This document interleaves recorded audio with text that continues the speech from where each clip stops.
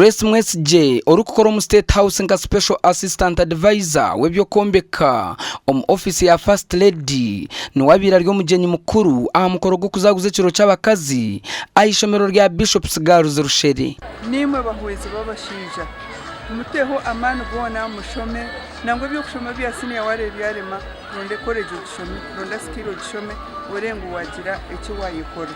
obushwere bwo kuzamo wabo rutine cyo kwekora rutine cyo kwegasira nubunja kuba obushwere bugumire munonga umwana kaine 8 points aheze B7 konkatar kwenda kushora yaje ati nyoni nyenda kushuma with a big no yayimira kigamo yagambira ko mutahi wabo yatutera ati nyono musheje kuno bakumu nahikayo nyite kukurikayo imo kureba divorces ezhanjiri abana bamwe bazayo batarkwenda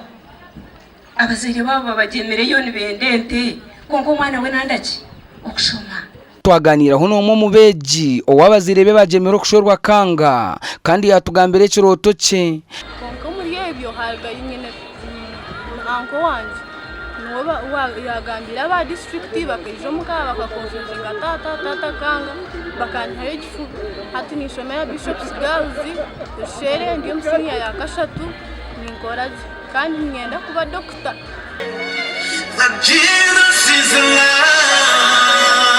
abeji bashemiza bazire babona abagenyi bakuru obwo barukweshongora nk'abakazi bari kuterana ibitagururo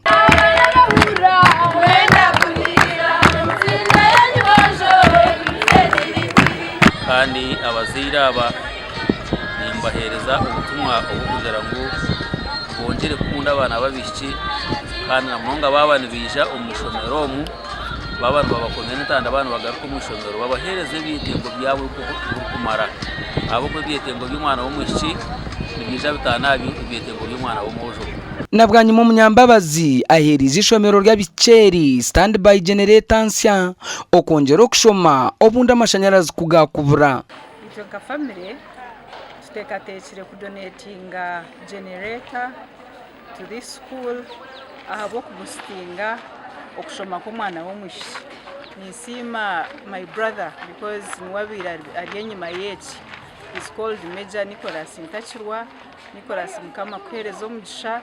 kandi yabari kunda omwana wo mushi ekiro cy'abakazo munsi yona nikikuzibwa 2008 kwa kashatu buri mwaka konka ba Bishops Girls bakizaguze rizoba